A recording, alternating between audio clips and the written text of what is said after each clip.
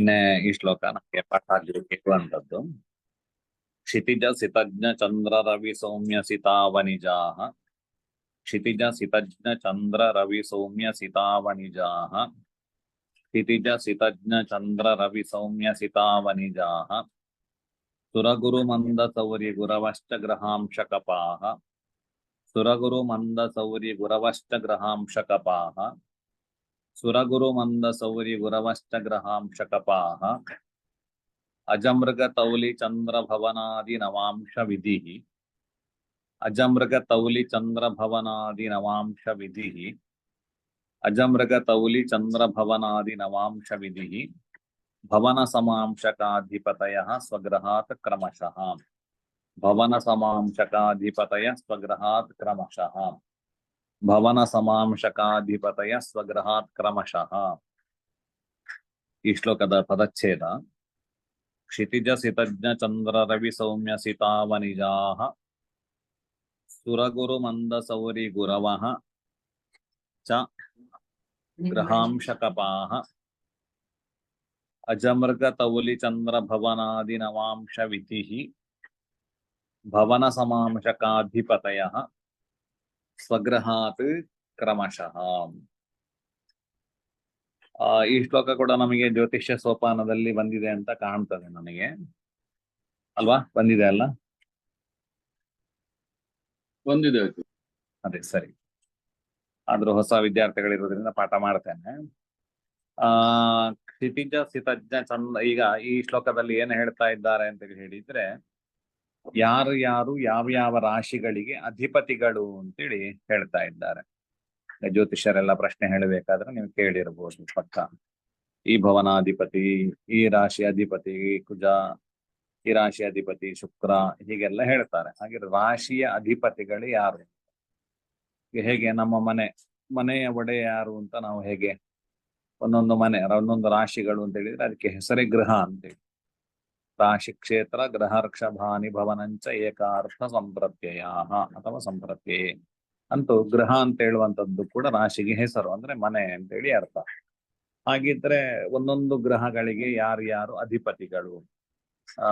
ಮೇಷ ಎಂಬತಕ್ಕಂತಹ ಮನೆಗೆ ಯಾರು ಅಧಿಪತಿ? ವೃಷಭ ಅಂತ ಹೇಳುವಂಥದ್ದನ್ನು ಒಂದು ಮನೆ ಸ್ವರೂಪದಲ್ಲಿ ಇಟ್ಕೊಂಡ್ರೆ ಆ ಮನೆಗೆ ಯಾರು ಅಧಿಪತಿ? ಒಟ್ಟು 12 ಮನೆಗಳಿದೆ. ಅದಕ್ಕೆ ಯಾರ್ಯಾರು ಅದರ ಒಡೆಯರು ಅಂತ ಹೇಳುವಂಥದ್ದು. ಕೆಲವರಿಗೆ 2 ಮನೆಗಳು, ಕೆಲವರಿಗೆ ಒಂದೊಂದೇ ಮನೆ, ಕೆಲವರಿಗೆ ಒಂದು ಮನೆಯೂ ಇಲ್ಲ. ಇಂಥ ಪರಿಸ್ಥಿತಿ ಲೋಕದಲ್ಲಿ ಇದೆ. ಬಟ್ ಇಲ್ಲಿ ಗ್ರಹರಿಗೆಲ್ಲ ಒಂದೊಂದು ಮನೆ ಅಂದ್ರೆ ಸಾಮಾನ್ಯ. ನಮಗೆ ಇಲ್ಲಿ ಹೇಳುವಂಥದ್ದು 7 ಗ್ರಹರನ್ನ, ಛಾಯಾಗ್ರಹರಿಬ್ರು, ರಾಹುಕೇತುಗಳಿಬ್ರು, ಅವರಿಗೆ ಯಾವುದೇ ಮನೆಗಳಿಲ್ಲ. ಉಪಗ್ರಹ ಮಾಂದಿ ಅಥವಾ ಉಪಕೇತು ಇತ್ಯಾದಿ ಉಪಗ್ರಹರೆಲ್ಲ ಇದ್ದಾರೆ. ಮಾಂದಿ ಬಾತ ಉಪಕೇತವಹ ಅಂತೇಳಿ ಉಪಪಾತ ಕೇತು ಉಪಕೇತು ಇತ್ಯಾದಿ ಗ್ರಹ ಉಪಗ್ರಹರೆಲ್ಲ ಇದ್ದಾರೆ. ಅವರಿಗೆಲ್ಲ ಮನೆಗಳಿಲ್ಲ. ರಾಹುಕೇತುಗಳಿಗೂ ಇಬ್ಬರು ಛಾಯಾಗ್ರಹರ, ಅವರಿಗೂ ಮನೆ ಇಲ್ಲ. ಒಟ್ಟು 7 ಗ್ರಹರಿಗೆ, 7 ಗ್ರಹರಿಗೆ ನಮಗೆ 2 ಪ್ರಕಾಶಕ ಗ್ರಹರು ರವಿ ಮತ್ತೆ ಚಂದ್ರ, ಮತ್ತೆ 5 ತಾರಾಗ್ರಹರು ಕುಜ ಬುಧ ಗುರು ಶುಕ್ರ ಶನಿ. ಇದು ತಾರಾಗ್ರಹರ. ಅದು ಮುಂದಕ್ಕೆ ಜ್ಯೋತಿಷ್ಯ ಸೋಪಾನ ಪಾಠದಲ್ಲಿ ಬಂದಿದೆ ನಮಗೆ, ಯಾರು ತಾರಾಗ್ರಹರು ಯಾರು ಪ್ರಕಾಶಕರು ಪ್ರಥಮ ಗ್ರಹಣ ಹೇಳಿ ಶ್ಲೋಕಗಳು ಬಂದಿದೆ. ಸರಿ. ಹೀಗೆ 7 ಗ್ರಹರಿಗೆ ನಮಗೆ ಮನೆಗಳನ್ನ ವಿಂಗಡ ಮಾಡಿ ಕೊಟ್ಟಿದ್ದಾರೆ. ಹಾಗಿದ್ರೆ ಅದರ ಆ ಮನೆಯ ಒಡೆಯ ಯಾರು ಅಂತ ಹೇಳುವಂಥದ್ದನ್ನು ಈ ಶ್ಲೋಕ ತಿಳಿಸ್ತಾ ಉಂಟು. ಈ ಶ್ಲೋಕದಲ್ಲಿ ಕ್ಷಿತಿಜ ಸಿತಜ್ಞ. ಕ್ಷಿತಿಜ ಅಂತೇಳಿ ಹೇಳಿದ್ರೆ, ಕ್ಷಿತಿ ಅಂತ ಹೇಳಿದ್ರೆ ಭೂಮಿಯಿಂದ ಹುಟ್ಟಿದವನು ಅಂದ್ರೆ ಭೂಮಿಯ ಮಗ ಯಾರು ಅಂತೇಳಿ ಹೇಳಿದ್ರೆ ಕುಜಗ್ರಹನಿಗೆ ಕ್ಷಿತಿಜ ಎಂಬುದಾಗಿ ಹೆಸರಿರತಕ್ಕಂಥದ್ದು. ಸಿತ ಅಂತೇಳಿ ಹೇಳಿದ್ರೆ ಬಿಳಿಯಾದವನು ಅಂತೇಳಿ ಅರ್ಥ. ಬಿಳಿ ಬಣ್ಣಕ್ಕೆ ಸಿತ ಅಂತೇಳಿ. ಅಸಿತ ಅಂತ ಹೇಳಿದ್ರೆ ಕಪ್ಪು. ಬಿಳಿ ಸಿತ ಅಂತ ಹೇಳಿ ಯಾವತ್ತು ಸಂಜ್ಞೆ ಇರುವಂತದ್ದು ಶುಕ್ರನಿಗೆ. ಮುಂದಿನ 2ನೇ ಅಧ್ಯಾಯದ ಪ್ರಾರಂಭದಲ್ಲಿ ಯಾರ್ಯಾರು ಗ್ರಹರಿಗೆ ಏನೇನು ಹೆಸರುಗಳು ಅಂತ ಹೇಳುವಂಥದ್ದು ಒಂದು ಲೋಕದಲ್ಲಿ ಒಂದಷ್ಟು ಪರ್ಯಾಯ ಸ್ವಲ್ಪ ಸಂಗ್ರಹ ಮಾಡಿ ಕೊಟ್ಟಿದ್ದಾರೆ. ಅಲ್ಲಿ ಪ್ರಕರಣದಲ್ಲಿ ಬಂದಾಗ ನಾವು ತಿಳ್ಕೊಳ್ಬೇಕು. ಸೀತಾ ಅಂತೇಳಿ ಹೇಳಿದ್ರೆ ಶುಕ್ರ. ಜ್ಞ ಅಂತೇಳಿ ಹೇಳಿದ್ರೆ ಬುಧನಿಗೆ ಜ್ಞ ಎಂಬುದಾಗಿ ಕೂಡ ಹೆಸರು ಉಂಟು. ಜ್ಞ ಅಂತ ಹೇಳಿದ್ರೆ ಜ್ಞಾನಿ ಎಂಬುದಾಗಿ ಅರ್ಥ. ಬುಧ ಆಮೇಲೆ ಕ್ಷಿತಿಜ ಸೀತಜ ಚಂದ್ರ. ಚಂದ್ರ ಅಂತ ಹೇಳಿದ್ರೆ ಗೊತ್ತೇ ಉಂಟು ನಿಮಗೆ. ರವಿ ಅಂತ ಹೇಳಿದ್ರೆ ಗೊತ್ತುಂಟು, ಆ ಶಬ್ದವು ಕೂಡ ಪರಿಚಿತ. ಸೌಮ್ಯ ಅಂತೇಳಿ ಹೇಳಿದ್ರೆ ಬುಧ. ಬುಧನಿಗೆ ಸೌಮ್ಯ ಅಂತೇಳಿ ಹೆಸರುಂಟು. ಅವನ ಸ್ವಭಾವವು ಸೌಮ್ಯವೇ, ಅದರಿಂದಾಗಿ ಅವನಿಗೆ ಸೌಮ್ಯ ಅಂತ ಹೇಳುವಂತ ಹೆಸರುಂಟು. ಸೀತಾ ಅಂತ ಹೇಳಿದ್ರೆ ನಮಗೆ ಶುಕ್ರನೇ ಹಾಗೆ ಹೇಳಿದಾಗ. ಅವನಿ ಅಂತೇಳಿ ಹೇಳಿದ್ರೆ ಭೂಮಿ. ಅವನಿಯ ಮಗ ಅವನಿಜ ಅಂದ್ರೆ ಅವನಿಜ ಅಂತೇಳಿ ಹೇಳಿದ್ರೆ ಕುಜ. ಸುರಗುರು ದೇವತೆಗಳ ಗುರು ಯಾರು ಅಂತೇಳಿ ಹೇಳಿದ್ರೆ ನಮಗೆ ಬೃಹಸ್ಪತಿ. ಇನ್ನು ಮಂದ, ಮಂದ ಅಂತ ಹೇಳಿದ್ರೆ ನಿಧಾನಕ್ಕೆ ಹೋಗುವ ಯಾರು ಅಂತ ಹೇಳಿದ್ರೆ ಶನಿ. ಸೌರಿ, ಸೂರ್ಯನ ಮಗ. ಸೂರಿ ಅಂತೇಳಿ ಹೇಳಿದ್ರೆ ಗುರುವಿಗೆ ಹೆಸರು. ಸೂರಿ ಅಂತ ಹೇಳಿದ್ರೆ ಪಂಡಿತರು ಎಂಬುದಾಗಿ ಅರ್ಥ. ಸೂರ್ಯಸ್ಯ ಅಪತ್ಯಂ ಪುಮಾನ್ ಸೌರಿ ಅಂತೇಳಿ ಸೂರ್ಯನ ಮಗನಿಗೆ ಸೌರಿ ಅಂತೇಳಿ ಕರೀತಾರೆ. ಅದರಿಂದಾಗಿ ಸೌರಿ ಅಂತೇಳಿ ಹೇಳಿದ್ರೆ ಶನಿ. ಗುರು, ಅದು ಗುರು ದೇವಗುರು ಬೃಹಸ್ಪತಿ. ಹೀಗೆ ಮನೆಗಳಿಗೆ ಅಧಿಪತಿಗಳು. ಹಾಗಿದ್ರೆ ಎಲ್ಲಿಂದ ಪ್ರಾರಂಭ? ಧನವಿನಿಂದ ಪ್ರಾರಂಭವು, ಸಿಂಹದಿಂದ ಪ್ರಾರಂಭವು ಅಂತ ಕೇಳಿದ್ರೆ ಅದಕ್ಕೆ ಹಿಂದಿನ ಶ್ಲೋಕಗಳಲ್ಲಿ ಉತ್ತರ ಕೊಟ್ಟಿದ್ದಾರೆ. ಮೇಷ ಅಶ್ವಿ ಪ್ರಥಮ ನವರಕ್ಷ ಚರಣ ಚಕ್ರಸ್ಥಿತ ಮೇಷದಿಂದಲೇ ಪ್ರಾರಂಭ ಮಾಡಬೇಕು ಅಂತ. ಹಾಗಿದ್ರೆ ಮೇಷದಿಂದ ಪ್ರಾರಂಭಿಸಿಕೊಂಡು ಕ್ಷಿತಿಜ ಸಿತ ಚಂದ್ರ ರವಿ ಸೌಮ್ಯ ಸಿತ ಅವನಿಜಾಹ ಸುರಗುರು ಮಂದ ಸೌರಿ ಗುರವ 12 ಜನ ಮೇಷದಿಂದ ಆರಂಭಿಸಿಕೊಂಡು 12 ರಾಶಿಗಳಿಗೆ ಅಧಿಪತಿಗಳಾಗಿದ್ದಾರೆ. ಕ್ಷಿತಿಜ ಮೊದಲಿಗೆ ಕ್ಷಿತಿಜ ಹೇಳಿದ್ರೆ ಕುಜ, ಮೇಷದ ಅಧಿಪತಿ ಕುಜ. ವೃಷಭ ರಾಶಿಯ ಅಧಿಪತಿ ಯಾರು? ಸಿತ ಶುಕ್ರ. ಮಿಥುನ ರಾಶಿಯ ಅಧಿಪತಿ ಯಾರು? ಬುಧ. ಕರ್ಕಾಟಕ ರಾಶಿಯ ಅಧಿಪತಿ ಯಾರು? ಚಂದ್ರ. ಸಿಂಹ ರಾಶಿಯ ಅಧಿಪತಿ ರವಿ. ಇನ್ನು ಕನ್ಯಾ ರಾಶಿಯ ಅಧಿಪತಿ ಸೌಮ್ಯ ಅಂತೇಳಿ ಹೇಳಿದ್ರೆ ಬುಧ, ಸೌಮ್ಯ ಸಿತ. ನಂತರ ತುಲಾ ರಾಶಿಯ ಅಧಿಪತಿ ಶುಕ್ರ ಸಿತ. ಇನ್ನು ವೃಶ್ಚಿಕ ರಾಶಿಯ ಅಧಿಪತಿ ಅವನಿಜ ಅಂದ್ರೆ ಕುಜ. ಇನ್ನು ಧನುರಾಶಿಯ ಅಧಿಪತಿ ಸುರಗುರು ಅಂದ್ರೆ ಗುರು. ಇನ್ನು ಮಕರ ರಾಶಿಯ ಅಧಿಪತಿ ಮಂದ ಅಂದ್ರೆ ಶನಿ. ಕುಂಭರಾಶಿಯ ಅಧಿಪತಿ ಅದು ಕೂಡ ಸೌರಿ ಅಂದ್ರೆ ಶನಿ. ಇನ್ನು ಮೀನರಾಶಿಯ ಅಧಿಪತಿ ಗುರು. ಹೀಗೆ 12 ರಾಶಿಗಳಿಗೆ ಅಧಿಪತಿಗಳನ್ನ ಗ್ರಹ ಅಂಶಕಪಾಹ, ಗ್ರಹಾಧಿಪರು ಹೌದು, ಅಂಶಕಾಧಿಪತರು ಹೌದು. ಅಂಶಕಾಪ ಅಂತ ಹೇಳುವಂತವನ್ನ ಮುಂದಕ್ಕೆ ನೋಡುವ. ಗ್ರಹಾಧಿಪಾಹ ಅಂತೇಳಿ ಇಟ್ಕೊಳ್ಳುವ. ಇದು ಅತೀ ಮುಖ್ಯ ನಮಗೆ ಚಿಂತನೆ ಮಾಡಬೇಕಾದರೆ ಪ್ರಶ್ನೆಗಳಲ್ಲಿ ಎಲ್ಲ ತುಂಬಾ ಮುಖ್ಯವಾದ ವಿಷಯ. ಯಾರು ಯಾವ ರಾಶಿಗೆ ಅದಕ್ಕೆ ಅಧಿಪತಿಗಳು ಅಂತ ಹೇಳುವಂಥದ್ದು ಭಾರಿ ಮುಖ್ಯ. ನಾನು ಆಗ ಕೆಲವು ಬಲವನ್ನ ಹೇಳಬೇಕಾದ್ರೆ ರಾಶಿಗೆ ಬಲ ಹೇಳಿ ಚಿಂತನೆ ಮಾಡಬೇಕಾದ್ರೆ ರಾಶಿಗೆ ಬಲ ಉಂಟು, ಬಲ ಇದ್ರೆ ಮಾತ್ರ ಆ ರಾಶಿ ಹೇಳಿರುವಂತ ಫಲಗಳನ್ನು ಅದು ಅನುಭವಕ್ಕೆ ಬರುವಂತದ್ದು. ರಾಶಿಗೆ ಬಲ ಯಾವತ್ತು ರಾಶಿ ಜಡ. ಅಂದ್ರೆ ಈಗ ಮನೆ ಅಂತ ಹೇಳುವಂಥದ್ದು, ಒಬ್ಬನ ಮನೆ ತುಂಬಾ ಚೆನ್ನಾಗಿದೆ ಅಂತ ಹೇಳಿರ್ಬೇಕಾದ್ರೆ ಆ ಮನೆಯ ಒಡೆಯ ಚೆನ್ನಾಗಿದ್ದಾನೆ ಅಂತ ಅರ್ಥ. ಆ ಮನೆಯ ಒಡೆಯ ಚೆನ್ನಾಗಿಲ್ಲ ಅಂತ ಹೇಳಿದ್ರೆ ಅವನ ಮನೆ ಕೂಡ ಚೆನ್ನಾಗಿರ್ಲಿಕ್ಕೆ ಸಾಧ್ಯ ಇಲ್ಲ. ಇದು ವ್ಯವಸ್ಥೆ. ಅಂದ್ರೆ ಒಂದು ಮನೆ ಸರಿಯಾಗಿರ್ಬೇಕಾದ್ರೆ ಆ ಮನೆಯ ಒಡೆಯನು ಕೂಡ ಸರಿಯಾಗಿರ್ಬೇಕಾಗ್ತದೆ. ಗೃಹಿಣಿ ಗೃಹ ಮುಚ್ಚತೆ ಅಂತ. ಈಗ ಒಬ್ಬಳ ಮನೆಯ ಹೆಂಡತಿ ಅಥವಾ ಗೃಹಿಣಿಯು ಕೂಡ ಸರಿಯಾಗಿದ್ರೆ ಆ ಮನೆ ಚೆನ್ನಾಗಿರ್ತದೆ. ಈಗ ಸಾಮಾನ್ಯ ಮನೆಯ ಅಧಿಪತಿಗಳು ಹೆಂಡತಿ ಅಂತಿದೆ, ಗೃಹಿಣಿ ಗೃಹ ಮುಚ್ಚತೆ ಅಂತೇಳಿ ಹೇಳಿದ್ರಿಂದಾಗಿ ಗೃಹಿಣಿಗೆ ಗೃಹಾಧಿಪತ್ಯ ಅಂತೇಳಿ ಇರುವಂತದ್ದು. ಅವಳು ಚೆನ್ನಾಗಿದ್ರೆ ಆ ಮನೆ ಚೆನ್ನಾಗಿರ್ತದೆ ಅಂತ ಹೇಳುವಂತ ವಿಷಯ. ಹಾಗೆ ಇಲ್ಲಿಯೂ ಕೂಡ ಹಾಗೆ, ಆ ಗ್ರಹನು ಚೆನ್ನಾಗಿದ್ರೆ ಅವನ ರಾಶಿಯು ಕೂಡ ಚೆನ್ನಾಗಿದೆ ಅಂತೇಳಿ ಹೇಳಬೇಕು.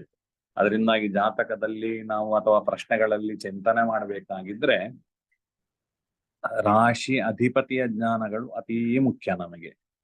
ಯಾಕೆ ಅಂತ ಹೇಳಿದ್ರೆ ಅದನ್ನು ಸಾರಾವಲಿಯಲ್ಲಿ ಹೇಳ್ತಾರೆ. ಭವನಾಧಿಪೈಹಿ ಸಮಸ್ತಂ ಜಾತಕ ವಿಹಿತಂ ವಿಚಿಂತೆಯನ್ ಮತಿಮಾನ್ ಏಭಿರ್ವಿನಾನ ಶಕ್ಯಂ ಪದಮಪಿ ಗಂತುಂ ಮಹಾಶಾಸ್ತ್ರೇ.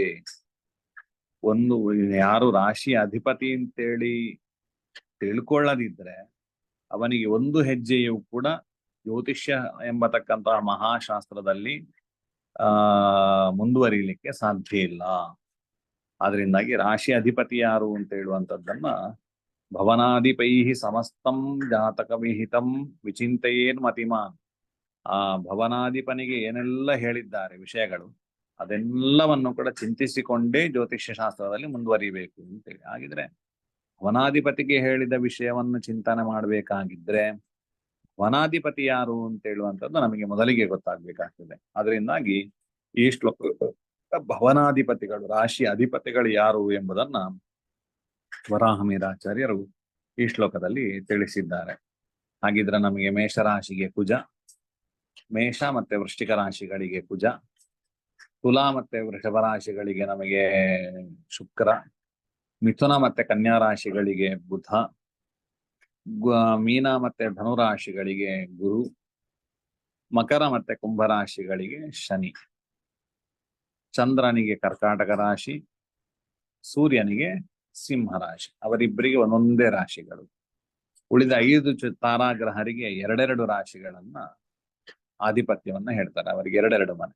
ರವಿ ಮತ್ತೆ ಚಂದ್ರನಿಗೆ ಒಂದೊಂದೇ ಮನೆ. ನಿಜವಾಗಿ ನಮಗೆ ಹೇಳಬೇಕಾದ್ರೆ ರಾಜನೋ ರವಿ ಶೀತಗು ಅಂತೇಳಿ ಮುಂದಕ್ಕೆ ಹೇಳ್ತಾರೆ.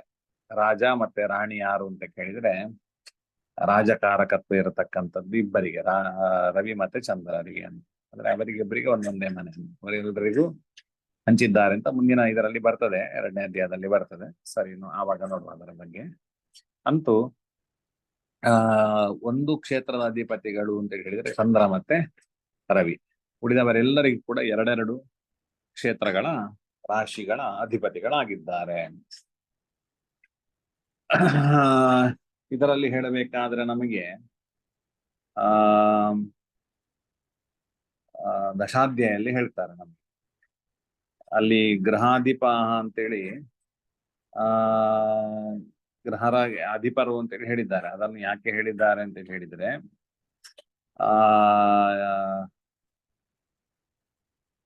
ರಾಶಿ ಅಧಿಪತೇಹ ದೌರ್ಬಲ್ಯೆ ರಾಶಿರಪಿ ದೌರ್ಬಲ್ಯಂ, ಅಧಿಪತೇಹ ಪ್ರಾಬಲ್ಯೆ ರಾಶಿರಪಿ ಪ್ರಾಬಲ್ಯಂ. ರಾಶಿಗೆ ಯಾವಾಗ ಬಲಿಷ್ಠತ್ವ ಬರ್ತದೆ ಅಂತ ಹೇಳಿದ್ರೆ ರಾಶಿಯ ಅಧಿಪತಿಯು ಪ್ರಬಲನಾಗಿದ್ದಾಗ ರಾಶಿಗೆ ಬಲ ಬರ್ತದೆ. ರಾಶಿಯ ಅಧಿಪತಿ ದುರ್ಬಲನಾಗಿದ್ದಾಗ, ದುರ್ಬಲ ಆಗುವಂಥದ್ದು ಅಂತ ಹೇಳಿದ್ರೆ ಅವರಿಗೆ ನೀಚದಲ್ಲಿರುವಂಥದ್ದು ಅಥವಾ ಅವರು ಹಸ್ತ ಅಂದ್ರೆ ಮೌಢ್ಯ ಬರುವಂಥದ್ದು, ಇಂತಹ ಕಾಲಗಳನ್ನೆಲ್ಲ ಹೇಳ್ತಾರೆ. ಅದು ಮುಂದಕ್ಕೆ 2ನೇ ಅಧ್ಯಾಯದಲ್ಲಿ ಅವರ ಬಲಾಬಲಗಳನ್ನು ನೋಡುವಂತ ವ್ಯವಸ್ಥೆ ಇದೆ. ಷಡ್ ಬಲಗಳನ್ನು ಅಲ್ಲಿ ನಿರೂಪಣೆ ಮಾಡ್ತಾರೆ. ಅಂತೂ ಇದರಿಂದಲೂ ಕೂಡ ನಾವು ಅಧಿಪತಿಗೆ ಬಲಿಷ್ಠತ್ವ ಇದ್ರೆ ರಾಶಿಯು ಕೂಡ ಬಲಿಷ್ಠತ್ವ ಅಂತ ಹೇಳುವಂಥದ್ದನ್ನು ತಿಳ್ಕೊಳ್ಬಹುದು. ಯಾಕೆ ಅಂತ ಹೇಳಿದ್ರೆ ರಾಶಿಗಳೆಲ್ಲ ಜಡ ಅಂತ ಹೇಳುವಂಥದ್ದು ಇದ್ರ ಈ ಗ್ರಹ ಶಬ್ದದಿಂದಾಗಿ ರಾಶಿಗಳೆಲ್ಲ. ಈಗ ಮನೆಗೆ ಬಲಿಷ್ಠತ್ವ ಇಲ್ಲ. ಮನೆ ಒಳ್ಳೆ ರೀತಿಯಲ್ಲಿ ನಡಿಬೇಕಾದ್ರೆ ಮನೆಗೆ ನಾವು ಚೇತನತ್ವ ಇಲ್ಲ. ಮನೆ ಜಡ. ಆದ್ರಿಂದ ಈ ಮನೆಯ ಅಧಿಪತಿ ಅವನು ಚೆನ್ನಾಗಿದ್ರೆ ಅವನ ಮನೆ ಒಳ್ಳೆ ರೀತಿಯಲ್ಲಿ ನಡೀತಾ ಇರುತ್ತೆ. ಹಾಗೆ ರಾಶಿಗಳಿಗೂ ಕೂಡ ಇನ್ನೊಂದು ಶಾಸ್ತ್ರದಲ್ಲಿ ಹೇಳಬೇಕಾದ್ರೂ ಕೂಡ ಲಗ್ನಂ ಲಗ್ನಪತೋ ಬಲೇನ ಸಹಿತೆ ತತ್ತುಲ್ಯ ವೀರ್ಯಂ ವಿದುಹು ತತ್ರೈವೋಪಚಯ ಸ್ಥಿತೆ ಸತಿ ತಥೋ ವೀರ್ಯೋತ್ಕಟಂ ಜಾಯತೆ. ಒಂದು ರಾಶಿ ಬಲಿಷ್ಠ ಅಂತೇಳಿ ಹೇಳ್ಬೇಕಾದ್ರೆ ಲಗ್ನಾಧಿಪತಿಗ ಬಲಿಷ್ಠತ್ವವನ್ನು ಕೂಡ ನೋಡಿಕೊಂಡು ಆ ರಾಶಿಯನ್ನು ಬಲ ಅಂತೇಳಿ ಹೇಳ್ಬೇಕು. ಈಗ ಲಗ್ನ ಅಂತೇಳಿ ಒಂದು ಬರ್ತದೆ ನಮ್ಗೆ ಪ್ರಶ್ನೆಯಲ್ಲಿ. ಆ ಲಗ್ನ ಬಲ ಉಂಟೋ ಇಲ್ವೋ ಅಂತ ಹೇಳುವಂತದ್ರ ಮೇಲೆ ಅದರ ಚಿಂತನೆ ನಡೆಯುವಂಥದ್ದು. ನಮಗೆ ಎಲ್ಲಾ ಫಲಗಳು ಎಲ್ಲಾ ಲಗ್ನಗಳಿಗೆ ನೇರ ಹೇಳಲಿಕ್ಕಿಲ್ಲ. ಲಗ್ನಕ್ಕೆ ಬಲ ಇದ್ರೆ ಮಾತ್ರ ಲಗ್ನಕ್ಕೆ ಒಳ್ಳೆ ಫಲಗಳು ಸಿಗುವಂಥದ್ದು, ಅದರಿಂದ ಒಳ್ಳೇದಾಗುವಂಥದ್ದು. ಲಗ್ನ ಬಲಿಷ್ಠತ್ವ ಇಲ್ಲದಿದ್ರೆ ನಮಗೆ ಕೆಲವು ವಿಷಯಗಳನ್ನು ಚಿಂತನೆ ಮಾಡ್ಲಿಕ್ಕೆ ಕಷ್ಟ ಆಗ್ತದೆ. ಹೀಗೆಲ್ಲ ವ್ಯವಸ್ಥೆಗಳಿದೆ. ಅದೀಗ ನೇರ ಹೇಳಿದ್ರೆ ಅರ್ಥ ಆಗ್ಲಿಕ್ಕಿಲ್ಲ.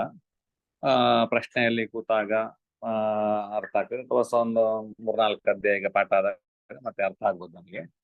ಅಂತೂ ಲಗ್ನ ಪತಿಯ ಬಲಿಷ್ಠತ್ವವು ಕೂಡ ಅತಿ ಮುಖ್ಯ ಅಂತ ಹೇಳುವಂಥದ್ದನ್ನ ನಾವು ತಿಳ್ಕೊಳ್ಬೇಕು. ಇದು ಕ್ಷಿತಿಜ ಸಿತಜ್ಞ ಚಂದ್ರ ರವಿ ಸೌಮ್ಯ ಸಿತಾವನಿಜಾ ಸುರಗುರು ಮಂದ ಸೌರಿ ಗುರವಶ್ಚ ಗ್ರಹಾಂಶ ಕಪಾಹ. ಇಲ್ಲಿಗೆ ಆಯ್ತು. ಅಂಶಕಪಾಹ ಅಂತೇಳಿ ಹೇಳಿದ್ರೆ ಅಂಶಕದ ಅಧಿಪತಿಗಳು ಕೂಡ ಇವರೇ ಅಂತೇಳಿ. ಅರ್ಥಾತ್ ನವಾಂಶ ಚಕ್ರ ಅಂತ ನೀವು ಜಾತಕದಲ್ಲಿ ಎಲ್ಲ ನೋಡಿರ್ತೀರಿ. ಅಷ್ಟು ಮಾತ್ರ ಅಲ್ಲ, ದ್ವಾದಶಾಂಶ ಅಂತ ಹೇಳಿದೆ. ದ್ವಾದಶಾಂಶದ ಅಧಿಪತಿಗಳು ಕೂಡ ಅಥವಾ ನವಾಂಶದ ಅಧಿಪತಿಗಳು ಕೂಡ ಇವರೇ ಆಗಿರ್ತಾರೆ ಅಂತೇಳಿ ಅರ್ಥ. ಅರ್ಥಾತ್ ಒಬ್ಬನ ನವಾಂಶ, ಅದೀಗ ನಿಮಗೆ ಪಕ್ಕ ಹೇಳಿದ್ರೆ ಅರ್ಥ ಆಗ್ಲಿಕ್ಕಿಲ್ಲ. ನವಾಂಶದ ಪಾಠ ಮುಂದಕ್ಕೆ ಬಂದಾಗ ಡಿಗ್ರಿಗಳು, ಅದಕ್ಕೆ ಕಲೆಗಳು, ಇದೆಲ್ಲ ವ್ಯವಸ್ಥೆಗಳಿದೆ. ಅದು ಸಾಮಾನ್ಯ ಜಾತಕ ಮಾಡುವಂತಹ ಸಂದರ್ಭ ಈಗ ಹೋದ ವರ್ಷದವರಿಗೆಲ್ಲ ಅರ್ಥ ಆಗ್ತದೆ. ಸಾಮಾನ್ಯ 3 ಡಿಗ್ರಿ 20 ಕಲೆಗಳು, ಒಂದು ಅಂಶಕ ಅಂತೇಳಿ, ಒಂದು ರಾಶಿ ಅಂತೇಳಿ ಹೇಳಿದ್ರೆ 30 ಡಿಗ್ರಿ. ಅದನ್ನು 9 ಪಾಲು ಮಾಡಬೇಕು. 9 ಪಾಲು ಮಾಡಿದಾಗ 3 ಡಿಗ್ರಿ 20 ಕಲೆಗಳಾಗ್ತದೆ. ಅದರಿಂದಾಗಿ ಅದರಲ್ಲಿ ಒಂದು ಅಂಶಕ, ಒಂದೊಂದು ರಾಶಿಗಳಲ್ಲಿ ಅಂಶಕ ಬರ್ತದೆ. ಆ ರಾಶಿಯ ಅಧಿಪತಿಗಳು, ಈಗ ರವಿಯ ಅಂಶಕ ನವಾಂಶ ಎಲ್ಲಿದೆ ಅಂತ ಕೇಳಿದ್ರೆ, ರವಿ ಮಿಥುನ ರಾಶಿಯಲ್ಲಿದ್ದಾನೆ. ಅವನ ನವಾಂಶ ಇರುವಂತದ್ದು ಈಗ ಲೆಕ್ಕಾಚಾರ ಪ್ರಕಾರದಲ್ಲಿ ಮೇಷರಾಶಿಯಲ್ಲಿದೆ. ಹಾಗಿದ್ರೆ ರವಿಯ ನವಾಂಶಕದ ಅಧಿಪತಿ ಯಾರು? ಮೇಷದ ಅಧಿಪತಿ ಕುಜನೇ ಆಗಿರ್ತಾನೆ. ಗುರುವಿನ ಅಂಶಕ ವೃಷಭ ರಾಶಿಯಲ್ಲಿದೆ. ಗುರುವಿನ ಅಂಶ ನವಾಂಶಕದ ಅಧಿಪತಿ ಯಾರು ಅಂತ ಕೇಳಿದ್ರೆ ಈಗ ಶುಕ್ರ. ಹೀಗೆ ಶನಿ ಅಂಶಕವು ಕೂಡ ವೃಷಭ ರಾಶಿಯಲ್ಲಿದೆ. ಕೇತುವಿನ ಅಂಶಕವು ಕೂಡ ಇವತ್ತು ವೃಷಭ ರಾಶಿಯಲ್ಲೇ ಇದೆ. ಇದನ್ನು ಹೀಗೆ ಚಿಂತನೆ ಮಾಡುವಂತ ಕ್ರಮ. ಇಲ್ಲಿ ಮುಂದಕ್ಕೆ ನವಾಂಶದ ವಿಧಿಯನ್ನು ಹೇಳಿದ್ದಾರೆ, ಗೊತ್ತಾಗಿ. ಅಜಮೃಗ ತೌಲಿ ಚಂದ್ರ ಭವನಾದಿ ನವಾಂಶ ವಿಧಿ. ಮುಂದಿನ ಪಾದದಲ್ಲಿ ನಮಗೆ ಅಜ ಅಂತೇಳಿ ಹೇಳಿದ್ರೆ ಮೇಷರಾಶಿಗೆ ಹೇಳಿಸ್ತಾರೆ. ಮೃಗ ಅಂತೇಳಿ ಹೇಳಿದ್ರೆ ಮಕರ ರಾಶಿ. ತೌಲಿ ಅಂತೇಳಿ ಹೇಳಿದ್ರೆ ತುಲಾ ರಾಶಿ. ಚಂದ್ರಭವನ ಅಂತ ಹೇಳಿದ್ರೆ ಚಂದ್ರನ ಮನೆ. ಚಂದ್ರಭವನ ಅಂತೇಳಿ ಹೋಟೆಲ್ ಮನೆ. ಚಂದ್ರಭವನ ಚಂದ್ರನ ಮನೆಗೆ ಹೆಸರು. ಚಂದ್ರನ ಮನೆ ಯಾವುದು? ಕರ್ಕಾಟಕ ರಾಶಿ. ಇದರಿಂದ ಚಂದ್ರಭವನಾದಿ ಇದೇ ಆದಿಯಾಗಿ ಇದ್ದುಕೊಂಡು ನವಾಂಶ ಪ್ರಾರಂಭ ಆಗ್ತಕ್ಕಂಥದ್ದು. ಉದಾಹರಣೆಗೆ ಕುಜ ಮೇಷರಾಶಿಯಲ್ಲಿ ಇದ್ದಾನೆ. ಮೇಷರಾಶಿಯಲ್ಲಿ ಯಾವ ಡಿಗ್ರಿ, ಅವನ ಸ್ಫುಟ ಎಷ್ಟು ಅಂತ ಹೇಳಿದ್ರೆ ಸಾಮಾನ್ಯ ನಮಗೆ ಅವನಿಗೆ ಅಂಶಕ ಈಗ ಧನುರಾಶಿಗೆ ಅಂದ್ರೆ ಸಾಮಾನ್ಯ 0, 28, 50 ಅಂತ ಹೇಳಿದೆ ಅವನ ಸ್ಫುಟ, ಕುಜನ ಸ್ಫುಟ. ಹಾಗಿದ್ರೆ ಅವನ ಅಂಶಕ ಯಾವುದು? ಯಾರಾದ್ರೂ ಹೇಳ್ತೀರಾ? ಎಷ್ಟನೇ ಅಂಶಕ ಅಂತೇಳಿ ಹೇಳಿ. 9ನೇ ಅಂಶಕ. 9ನೇ ಅಂಶಕ. ಯಾಕೆ 9ನೇ ಅಂಶಕ? 320 ಕೂಡಿಸ್ತಾ ಹೋದ್ರೆ ಕೊನೆಯ ಅಂಶಕ ಅದ್ರಲ್ಲಿ ಬರ್ತದೆ. 26, 40ರಿಂದ 26, 40, 30ರವರೆಗೆ ಕೊನೆಯ 30ರ ಒಳಗೆ ಅವನ ಸ್ಫುಟ ಇರುವುದರಿಂದಾಗಿ 0 ರಾಶಿ ಅಂತೇಳಿ ಹೇಳಿದ್ರೆ ಮೇಷರಾಶಿ ನಮಗೆ. 28 ಡಿಗ್ರಿ ಅಂತೇಳಿ ಹೇಳಿದ್ರೆ 26, 40ರಿಂದ 30ರೊಳಗೆ ಇದು ಬರ್ತದೆ. ಅದರಿಂದಾಗಿ ಅವನಿಗೆ 9ನೇ ಅಂಶಕ ಆಗ್ತದೆ. ಹಾಗಿದ್ರೆ 9ನೇ ಅಂಶಕ್ಕೆ ಎಲ್ಲಿಗೆ ಬರ್ತದೆ ಅಂತ ಹೇಳಿದ್ರೆ ಮೇಷರಾಶಿಯಲ್ಲಿ ಕುಜ ಇರುವುದರಿಂದಾಗಿ ಮೇಷದಿಂದ ಪ್ರಾರಂಭ ಮಾಡ್ಬೇಕು. 9 ಲೆಕ್ಕ ಹಾಕ್ಬೇಕು ನಮ್ಗೆ ಮೇಷದಿಂದ. ಮೇಷದಿಂದ 9 ಲೆಕ್ಕ ಹಾಕಿದಾಗ ಎಲ್ಲಿಗೆ ಬರ್ತದೆ? ಮೇಷ, ವೃಷಭ, ಮಿಥುನ, ಕರ್ಕಾಟಕ, ಸಿಂಹ, ಕನ್ಯಾ, ತುಲಾ, ವೃಶ್ಚಿಕ, ಧನು. ಹಾಗಿದ್ರೆ ಅವನ ಅಂಶಕ ನಮಗೆ ಇವತ್ತು ಕುಜನ ಅಂಶಕ ಯಾವ ರಾಶಿಯಲ್ಲಿದೆ ಅಂತ ಹೇಳಿದ್ರೆ ಧನು ರಾಶಿಯಲ್ಲಿ ಕುಜನ ಅಂಶಕ ಇದೆ. ಹಾಗಿದ್ರೆ ಕುಜನ ನವಾಂಶಕದ ಅಧಿಪತಿ ಯಾರು ಹೇಳಿದ್ರೆ ಆಗ ಗುರು ಅಂತೇಳಿ ಹೇಳಬೇಕು ನಾವು. ಯಾಕಂದ್ರೆ ಇವತ್ತು ಕುಜನ ನವಾಂಶಕದ ಅಧಿಪತಿ ನಮಗೆ ಗುರು.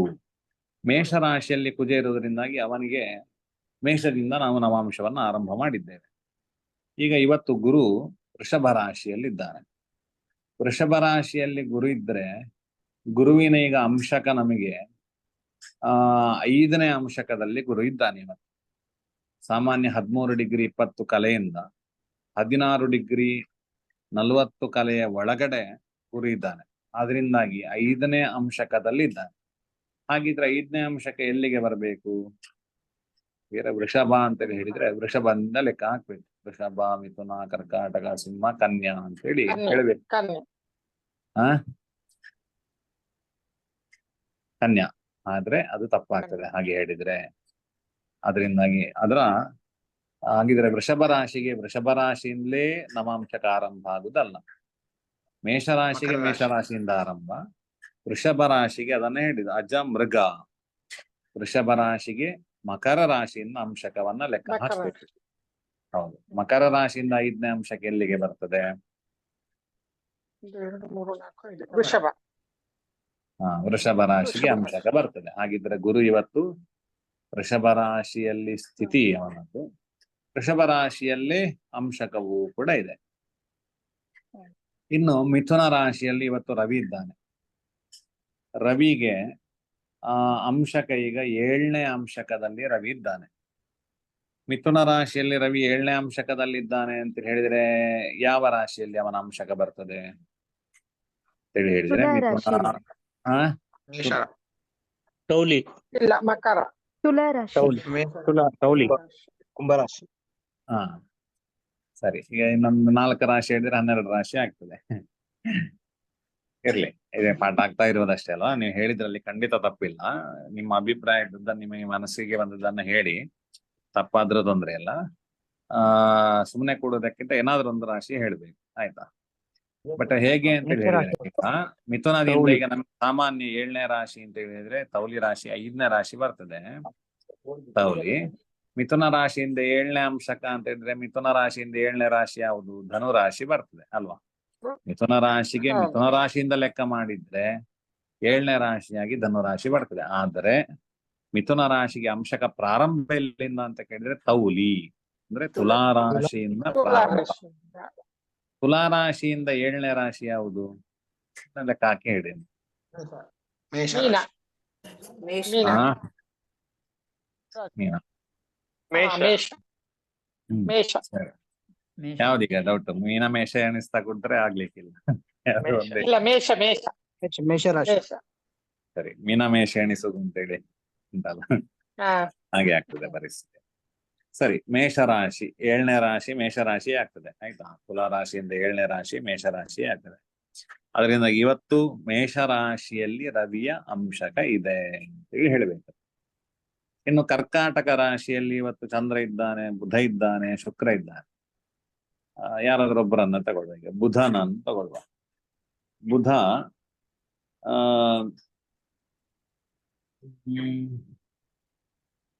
ಶುಕ್ರನನ್ನೇ ತಗೊಳ್ಳುವ. ಈಗ ಶುಕ್ರನಿಗೆ ಒಂದೇ ಅಂಶಕ ಇದೆ.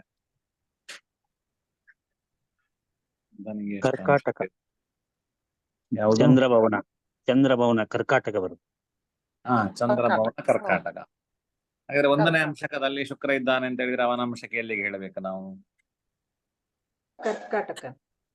ಕರ್ಕಾಟಕಕ್ಕೆ ಹೇಳಬೇಕು. ಕರ್ಕಾಟಕಕ್ಕೆ ಅಂಶಕ ಎಲ್ಲಿಂದ ಪ್ರಾರಂಭ ಅಂತ ಹೇಳಿದ್ರೆ ಬುಧ 4ನೇ ಅಂಶಕದಲ್ಲಿ ಇದ್ದಾನೆ, ಅಥವಾ ಚಂದ್ರ ಇವತ್ತು ನಮಗೆ ಸಾಮಾನ್ಯ ಈಗ ಒಂದು 7ನೇ ಅಂಶಕದಲ್ಲಿ ಇದ್ದಾನೆ. 7ನೇ ಅಂಶಕದಲ್ಲಿ ಚಂದ್ರ ಇರುವುದಾದ್ರೆ ಅವನ ಅಂಶಕ ಎಲ್ಲಿ ಯಾವ ರಾಶಿಗೆ ಬರ್ತದೆ? ಮಕರ ರಾಶಿ ಆಗ್ತದೆ. ಮಕರ ರಾಶಿ. ಮಕರ ರಾಶಿ. ಮಕರ. ಸರಿ.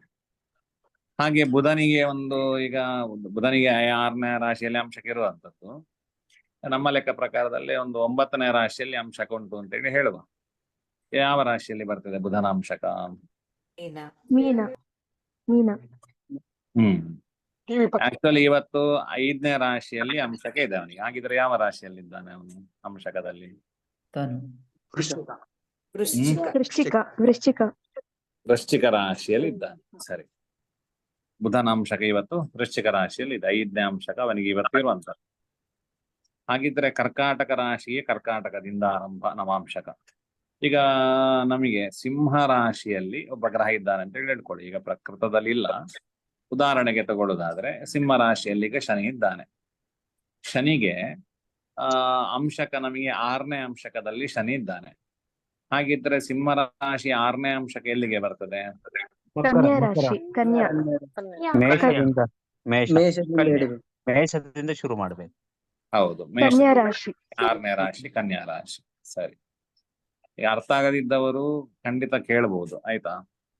ಸರಿಯಾಗಿ ಅರ್ಥ ಮಾಡಿಕೊಳ್ಳಿ, ಮತ್ತೆ ಪುನಃ ಪುನಃ ಪಾಠ ಆಗುದಿಲ್ಲ. ಈಗ ಕೇತು ನಮಗೆ ಕನ್ಯಾ ರಾಶಿಯಲ್ಲಿ ಇದ್ದಾನೆ. ಕೇತುವಿಗೆ ಅಂಶಕ 5ನೇ ಅಂಶಕ ಇದೆ. ಕೇತುವಿಗೆ ಯಾವ ರಾಶಿಯಲ್ಲಿ ಅಂಶಕ ಬರ್ತದೆ? ಮೃಗದಿಂದ ವೃಷಭ. ಮಕರದಿಂದ ವೃಷಭ ಬರುತ್ತೆ. ಸರಿ,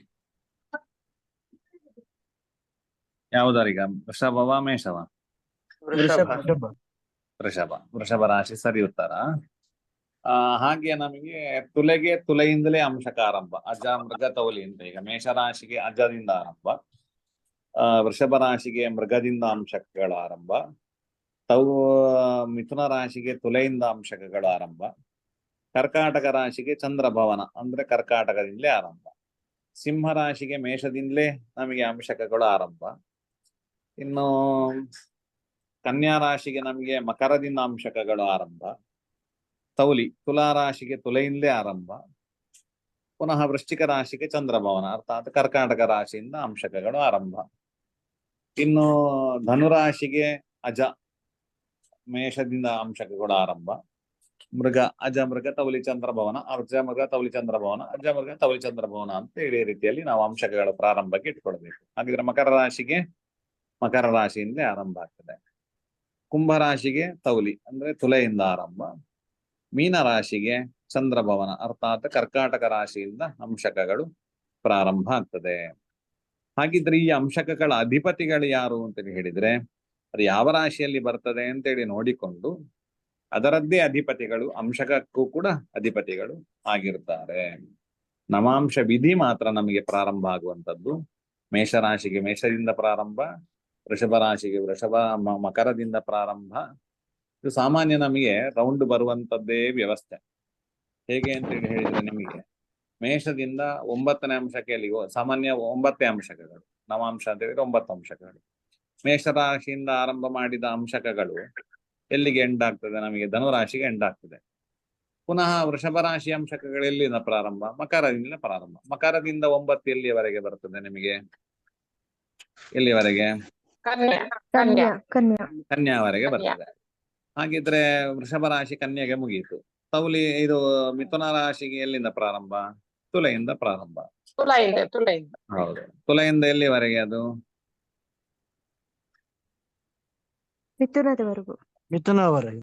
ಅದೇ 9 ಅಂತ ಹೇಳಿದ್ರೆ ತುಲೆಯಿಂದ 9ನೇ ರಾಶಿ ಮಿಥುನದವರೆಗೆ ಆಗ್ತದೆ. ಹಾಗಾದ್ರೆ ನೆಕ್ಸ್ಟ್ ಕರ್ಕಾಟಕ ರಾಶಿಗೆ ಎಲ್ಲಿಂದ ಪ್ರಾರಂಭ? ಕರ್ಕಾಟಕದಿಂದ ಪ್ರಾರಂಭ. ಕರ್ಕಾಟಕದಿಂದ 9 ರಾಶಿ ಎಲ್ಲಿವರೆಗೆ ಬಂತು? ಮೀನರಾಶಿ. ಮೀನರಾಶಿವರೆಗೆ 9ನೇ ರಾಶಿ ಆಗ್ತದೆ. ನೆಕ್ಸ್ಟ್ ಸಿಂಹ ರಾಶಿಗೆ ಎಲ್ಲಿಂದ ಪ್ರಾರಂಭ? ಮೇಷದಿಂದ ಪ್ರಾರಂಭ. ಹೀಗೆ ಅದು ಒಂದು ರೌಂಡ್ ಎಲ್ಲ ರಾಶಿಗಳು ಬರ್ತಾ ಹೋಗುವಂತದ್ದು ವ್ಯವಸ್ಥೆ ಅಂತೇಳಿ. ಈ ಒಂದು ನವಾಂಶ ಅಂತ ಹೇಳಿದ್ರು ಒಂದೇ, ನಕ್ಷತ್ರದ ಒಂದು ಪಾದ ಅಂತ ಹೇಳಿದ್ರು ಒಂದೇ. ಒಂದು ನಕ್ಷತ್ರ ಒಟ್ಟು ಒಂದು ರಾಶಿಯಲ್ಲಿ ನಕ್ಷತ್ರದ 9 ಪಾದಗಳು ಇರ್ತದೆ. ಹಾಗೆ ಅಂಶಕಗಳು ಕೂಡ 9 ಅಂತ ಹೇಳಿ ಸೂಕ್ತ. ಅಂಶಕ ಅಂತ ಹೇಳಿದ್ರೆ ಕೇವಲ ನವಾಂಶ ಅಂತ ಹೇಳಿ. ಅಂಶ ಅಂತ ಹೇಳಿ ಹೇಳುವಂತದ್ದು ಬೇರೆ ಬೇರೆ ದ್ವಾದಶಾಂಶ ಇದೆ, ಷೋಡಶಾಂಶ ಇದೆ, ಸಪ್ತಾಂಶ ಇದೆ, ಎಲ್ಲ ತುಂಬಾ ಅಂಶಗಳಿದೆ. ಬಟ್ ನಮಗೆ ಅಂಶಕ ಅಂತ ಹೇಳಿದ ತಕ್ಷಣನೇ ನವಾಂಶವನ್ನೇ ಹೇಳ್ಬೇಕು. ಯಾಕೆಂದ್ರೆ ನವಾಂಶಕಕ್ಕೆ ತುಂಬಾ ಪ್ರಾಧಾನ್ಯತೆ ಇರುವುದರಿಂದಾಗಿ ಅಂಶಕ ಅಂತ ಕೇವಲ ಇಷ್ಟು ಹೇಳಿದ್ರೆ ಎಲ್ಲಿಯಾದ್ರೂ ಈ ಶಾಸ್ತ್ರದಲ್ಲಿ ಬಂದ್ರೆ ಅದು ನವಾಂಶವೇ ಆಗಿರ್ತದೆ. ಉಳಿದ ಯಾವುದಾದ್ರೂ ಅಂಶಕಗಳಾಗಿದ್ರೆ ಅದು ದ್ವಾದಶಾಂಶ ಅಥವಾ ಷೋಡಶಾಂಶ ಈ ರೀತಿಯಲ್ಲಿ ಹೇಳ್ತಾರೆ. ನವಾಂಶಕಕ್ಕೆ ಮಾತ್ರ ಅಂಶಕ ಅಂತ ಹೇಳುವಂಥದ್ದು ಕೂಡ ಹೇಳುವಂತ ಕ್ರಮ ಇದೆ. ಭವನ ಸಮ ಅಂಶಕ ಅಧಿಪತಯ ಸ್ವಗೃಹಾತ್ ಕ್ರಮಶಃ. ಇನ್ನು ದ್ವಾದಶಾಂಶ ಅಂತ ಹೇಳಿದೆ. ದ್ವಾದಶಾಂಶ ಅಂತ ಹೇಳಿದ್ರೆ ಎಷ್ಟು? ಒಂದು ರಾಶಿಯನ್ನು 12 ವಿಭಾಗ ಮಾಡಬೇಕು ದ್ವಾದಶಾಂಶ ಅಂತ ಹೇಳಿದ್ರೆ. ಸಾಮಾನ್ಯ ಈಗ ನಾವು 3 ಡಿಗ್ರಿ 10 ಕಲೆ ಅಂತೇಳಿ ನವಾಂಶ ಮಾಡಿಟ್ಟು ದ್ವಾದಶಾಂಶ ಅಂತ ಹೇಳಿದ್ರೆ ಎಷ್ಟು ಬರ್ತದೆ? 2 ಡಿಗ್ರಿ 30 ಕಲೆಗಳು. ಸರಿ, ಇದು ದ್ವಾದಶಾಂಶ ಅಂತ ಹೇಳಿ ಆಗ್ತದೆ. ಹಾಗಿದ್ರೆ ಒಂದು ರಾಶಿಯಲ್ಲಿ ಎಷ್ಟು ದ್ವಾದಶಾಂಶಕಗಳು ಇರ್ತದೆ?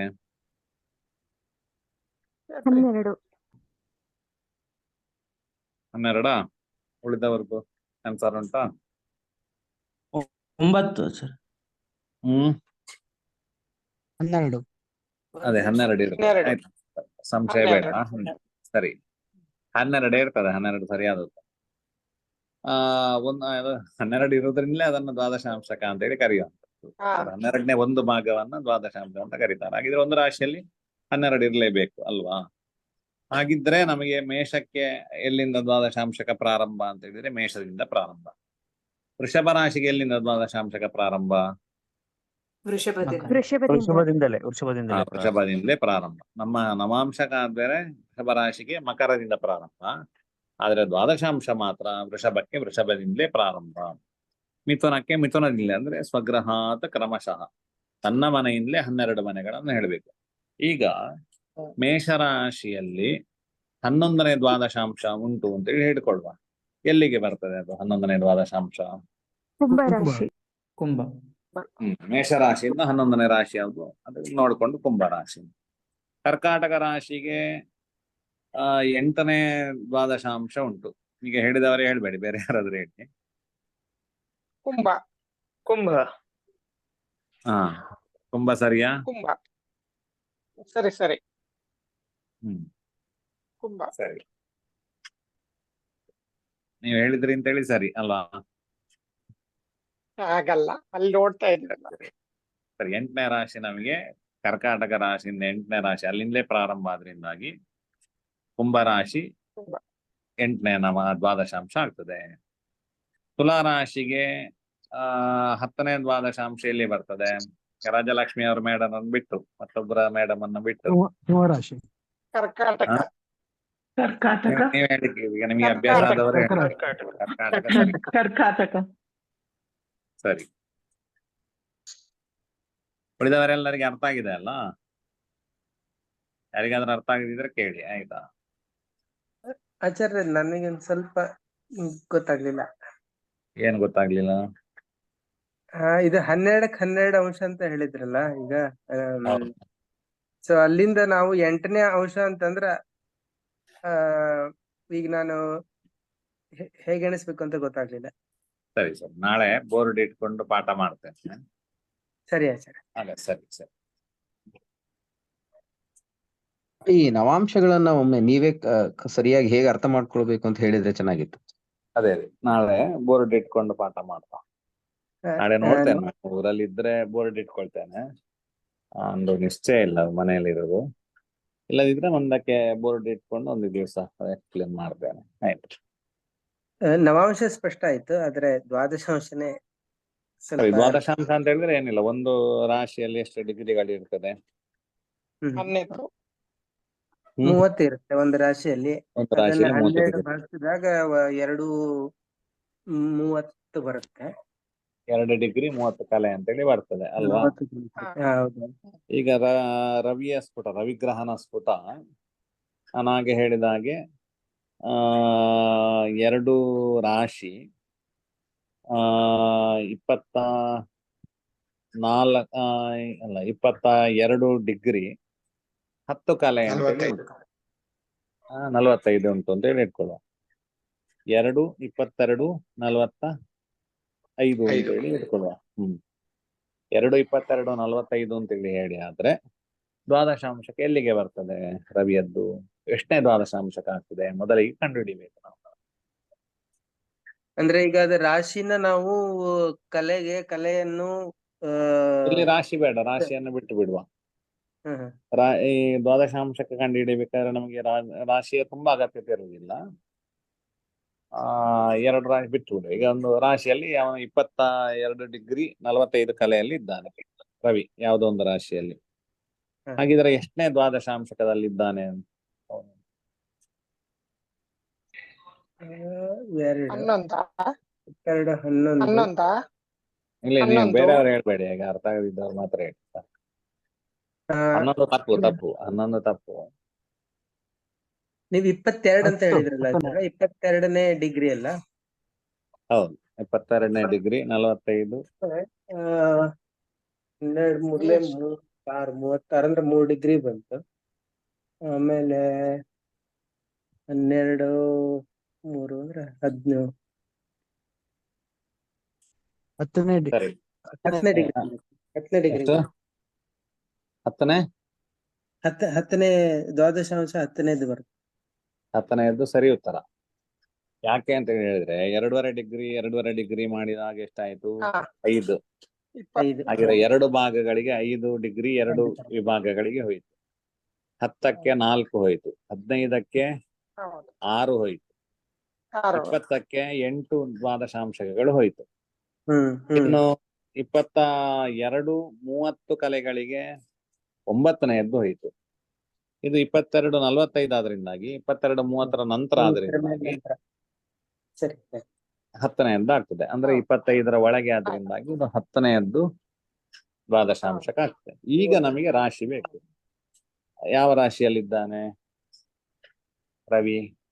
2 ಅಂತ ಹೇಳಿದ್ರೆ ಮಿಥುನ ರಾಶಿಯಲ್ಲಿದ್ದಾನೆ. ಹಾಗಿದ್ರೆ ಎಲ್ಲಿಂದ ಪ್ರಾರಂಭ ದ್ವಾದಶಾಂಶಕವನ್ನು ಹೇಳುವಂತದ್ದು? ಮಿಥುನ ರಾಶಿಯಿಂದ ಮಿಥುನ ರಾಶಿಯಿಂದ 10ನೇ ರಾಶಿ ಯಾವುದು?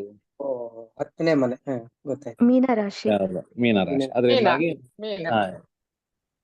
ರವಿಯ ದ್ವಾದಶಾಂಶ ಇವತ್ತು ಮೀನರಾಶಿಯಲ್ಲಿದೆ. ದ್ವಾದಶಾಂಶ ಕುಂಡಲಿ ಅಂತ ಹೇಳಿ ಮಾಡಿದಾಗ ನವಾಂಶ ಕುಂಡಲಿಯ ಹಾಗೆ ಈ ಗ್ರಹ ಚಕ್ರದ ಹಾಗೆ ಒಂದು ಗ್ರಹ ಕುಂಡಲಿಯ ಹಾಗೆ ದ್ವಾದಶಾಂಶ ಕುಂಡಲಿ ಅಂತೇಳಿ ಮಾಡ್ಬೇಕು. ಅದರಲ್ಲಿ ರವಿಯನ್ನು ಎಲ್ಲಿ ಬರಿಬೇಕು? ಇವತ್ತು ಮಿಥುನ ರಾಶಿಯಲ್ಲಿ ಬರೆಯುವುದಲ್ಲ, ಆ ಕುಂಡಲಿಯಲ್ಲಿ ದ್ವಾದಶಾಂಶ ಕುಂಡಲಿಯಲ್ಲಿ ಇವತ್ತು ರವಿಯನ್ನ ಮೀನರಾಶಿಯಲ್ಲಿ ಬರಿಬೇಕು. ಗೊತ್ತಾಯ್ತು. ಧನ್ಯವಾದಗಳು.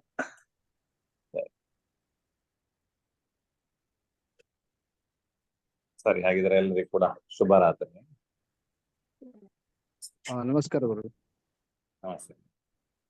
ಮೂರ್ತಿತ್ವೇ ಪರಿಕಲ್ಪಿತ ಶತಪೃತೋ ವರ್ಸ್ತಾ ಪುನರ್ಜನ್ಮನಾಂ ಆತ್ಮೇತ್ಯಾತ್ಮವಿಧಾನ್ ಪ್ರತಿಷ್ಠೇಯತಾಂ ಭೃತಾಮರಜ್ಯೋತಿಷಾಂ ಲೋಕಾನಾಂ ಪ್ರಳಯೋದಯಸ್ಯ ವಿಭುಶ್ಚಾನೇಕಧಾ ಯಕ್ಷತೋ ವಾಚಂ ನ ಸುಧಾತ್ಮನೇಕ ಕಿರಣಸ್ತ್ರೈಲೋಕ್ಯ ದೀಪೋ ರವಿಃ.